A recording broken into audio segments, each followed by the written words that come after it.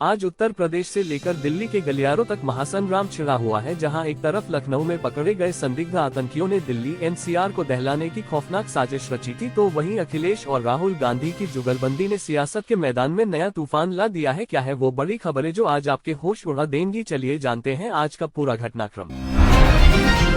लखनऊ में सुरक्षा एजेंसियों ने एक बहुत बड़ी आतंकी साजिश को नाकाम करते हुए 4 संदिग्धों को दबोच लिया है, जिन्होंने पूछताछ में खुलासा किया है कि उनके निशाने पर दिल्ली एनसीआर और पश्चिमी यूपी के 12 बड़े कार शोरूम थे, जिन्हें आग लगाकर दहशत फैलानी थी। इनके तार सीमा पार बैठे हैंडलर अबू बकर से जुड़े हुए हैं। पश्चिमी उत्तर प्रदेश के बागपत जिले में व्यापारियों और प्रशासन के बीच तनाव की स्थिति बनी हुई है, क्योंकि बागपत बढ़ौत खेकड़ा विकास प्राधिकरण ने नक्शा पास न होने पर शहर के कई बड़े अस्पतालों और शोरूम को सीलिंग का नोटिस जारी कर दिया है, जिसके विरोध में व्यापारियों ने डीएम को ज्ञापन सौंपकर सख्त नाराजगी जाहिर की है। उत्तर प्रदेश पुलिस भर्ती का इंतजार कर रहे युवाओं के लिए मुख्यमंत्री योगी आदित्यनाथ ने अब तक की सबसे बड़ी घोषणा की है, जिसके तहत प्रदेश में 81,000 से ज्यादा पदों पर सिपाही और दरोगा भर्ती प्रक्रिया शुरू होने जा रही है और इसे कई चरणों में पूरा किया जाएगा, ताकि प्रदेश की कानून व्यवस्था और मजबूत हो सके। संभल में एक स्कूल प्रिंसिपल की बेहद शर्मनाक करतूत सामने आई है, जहां रिजल्ट लेने गई एक छात्रा के साथ अभद्रता करने की कोशिश की गई। इस घटना के बाद गुस्साए ग्रामीणों ने स्कूल के बाहर जमकर हंगामा किया और पुलिस ने आरोपी प्रिंसिपल को हिरासत में लेकर कड़ी पूछताछ शुरू कर दी है। बिजनौर में पिछले दिनों एक पिकअप गाड़ी को आग लगाने के मामले में नया मोड़ आया है, जहां पुलिस को पता चला है कि इस घटना का वीडियो पाकिस्तान में बैठे हैंडलर को भेजा गया था, ताकि देश में धार्मिक सौहार्द बिगाड़ा जा सके। अब जांच एजेंसियां इस मामले में टेलीग्राम ग्रुप के बाकी सदस्यों की तलाश कर रही हैं। उत्तर प्रदेश में बिजली चोरी रोकने के लिए ऊर्जा विभाग ने अब तक का सबसे बड़ा सर्च अभियान शुरू कर दिया है, जिसके तहत उन इलाकों पर विशेष नजर रखी जा रही है जहां बिजली का नुकसान सबसे ज्यादा है। विभाग ने चेतावनी दी है कि कटिया डालकर बिजली चोरी करने वालों पर सीधे एफआईआर दर्ज होगी। बागपत नगर पालिका में आज नवनियुक्त सभासदों का शपथ ग्रहण समारोह आयोजित किया गया, जहां एसडीएम ने सभी 5 मनोनीत सभासदों को पद और गोपनीयता की शपथ दिलाई। इस दौरान सभासदों ने शपथ ली कि वे शहर के विकास और बुनियादी सुविधाओं को बेहतर बनाने के लिए पूरी ईमानदारी और निष्ठा से कार्य करेंगे। गाजियाबाद और नोएडा के बॉर्डर पर आज सुबह पुलिस और बदमाशों के बीच हुई मुठभेड़ में एक इनामी अपराधी घायल हो गया है, जिसके पास से चोरी की मोटरसाइकिल और अवैध असलाह बरामद किया गया है। पुलिस का कहना है कि यह अपराधी पिछले कई महीनों से राहगीरों से लूटपाट की वारदातों को अंजाम दे रहा था। मेरठ मार्ग पर स्थित कई व्यावसायिक प्रतिष्ठानों को विकास प्राधिकरण द्वारा अवैध घोषित किए जाने के बाद आज वहां भारी पुलिस बल की तैनाती की गई है। प्रशासन किसी भी समय ध्वस्तीकरण की कार्रवाई कर सकता है, जिसे लेकर व्यापारियों में भारी डर का माहौल है और वे मुख्यमंत्री से गुहार लगा रहे हैं। लखनऊ में मुख्यमंत्री योगी आदित्यनाथ ने जनता दरबार लगाकर प्रदेश के विभिन्न हिस्सों से आए लोगों की समस्याएं सुनी और मौके पर मौजूद अधिकारियों को निर्देश दिए कि हर गरीब और जरूरतमंद को सरकारी योजनाओं का लाभ मिलना चाहिए और किसी भी व्यक्ति की फाइल सरकारी दफ्तरों में अटकनी नहीं चाहिए। कानपुर में गंगा किनारे हो रहे अवैध निर्माण पर एनजीटी ने सख्त रुख अपनाते हुए स्थानीय प्रशासन को फटकार लगाई है और कहा है कि अगर जल्द ही इन निर्माणों को नहीं हटाया गया तो दोषी अधिकारियों पर भारी जुर्माना लगाया जाएगा। इस आदेश के बाद प्रशासन ने अवैध कॉलोनियों को चिन्हित करना शुरू किया है। गोरखपुर में भू माफियाओं के खिलाफ बड़ी कार्रवाई करते हुए पुलिस ने एक पूर्व हिस्ट्री शीटर की करोड़ों रुपए की संपत्ति को सरकारी कब्जे में ले लिया है। इस कार्रवाई से इलाके के अन्य भू माफियाओं में हड़कंप मचा हुआ है और पुलिस अब उनके सहयोगियों की कुंडली खंगालने में जुटी हुई है। वाराणसी में ज्ञानवापी परिसर को लेकर चल रहे कानूनी विवाद में आज एक नई याचिका दाखिल की गई है, जिसमें पूजा के अधिकार को लेकर कुछ नए साक्ष्य पेश करने का दावा किया गया है। कोर्ट ने इस मामले की अगली सुनवाई के लिए अगले हफ्ते की तारीख मुकर्रर की है, जिससे राजनीतिक माहौल गर्मा गया है।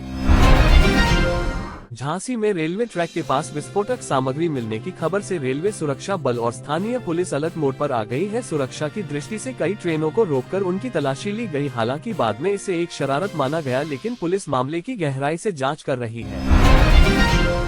बरेली में एक शादी समारोह के दौरान हर्ष फायरिंग में एक मासूम बच्चे को गोली लगने की दुखद घटना सामने आई है। पुलिस ने तुरंत कार्रवाई करते हुए आरोपी युवक को गिरफ्तार कर लिया है और उसका लाइसेंसी हथियार रद्द करने की सिफारिश जिलाधिकारी को भेज दी गई है।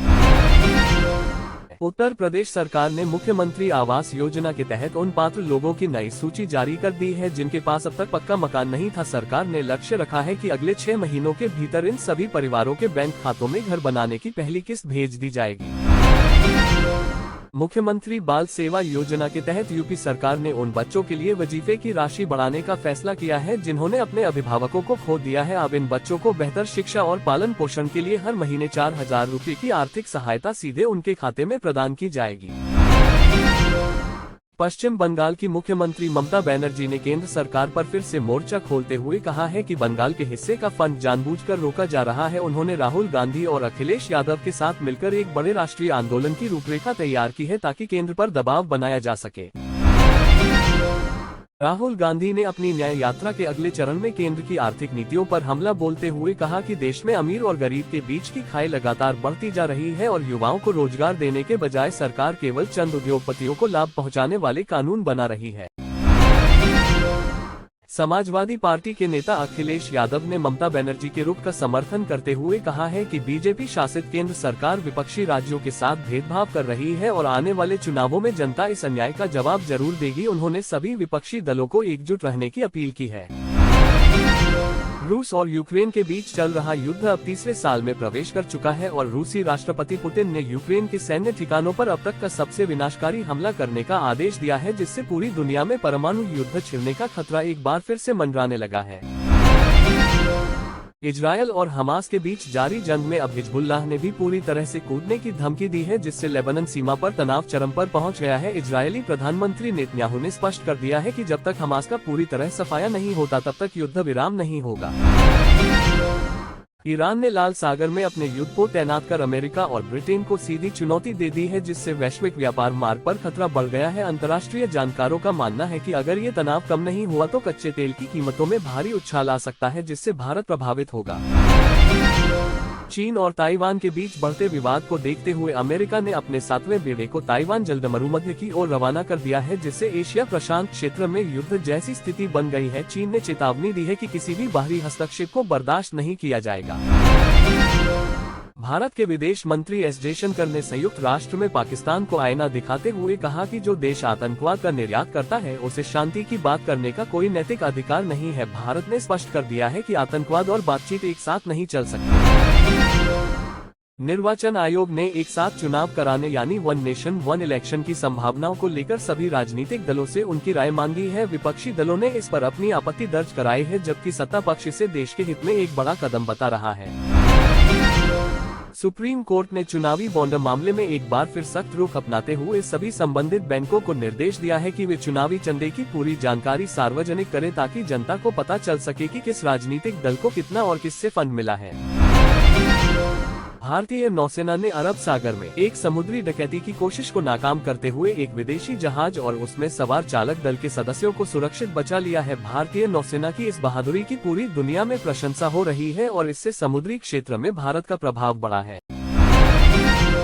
केरल में राज्य सरकार और राज्यपाल के बीच चल रही खींचतान अब सुप्रीम कोर्ट पहुंच गई है, जहां सरकार ने आरोप लगाया है कि राज्यपाल जानबूझकर जनहित के विधेयकों को मंजूरी देने में देरी कर रहे हैं, जिससे राज्य का विकास कार्य बुरी तरह प्रभावित हो रहा है। विश्व स्वास्थ्य संगठन ने अफ्रीका के कुछ देशों में फैल रहे एक नए संक्रामक वायरस को लेकर हाई अलर्ट जारी किया है और सभी देशों को अपने एयरपोर्ट पर थर्मल स्क्रीनिंग शुरू करने का सुझाव दिया है ताकि इस महामारी को ग्लोबल स्तर पर फैलने से पहले ही रोका जा सके। दोस्तों, ये आज की 30 बड़ी और तेज खबरें। हमने कोशिश की है कि हर खबर आपको पूरी जानकारी के साथ मिले। अगर आपको ये वीडियो पसंद आया हो तो लाइक करें, चैनल को सब्सक्राइब करें और बेल आइकन दबा दें ताकि अगली अपडेट सबसे पहले आप तक पहुंचे। कमेंट में बताएं आपको कौन सी खबर सबसे ज्यादा महत्वपूर्ण लगी। मिलते हैं अगली वीडियो में। जय हिंद।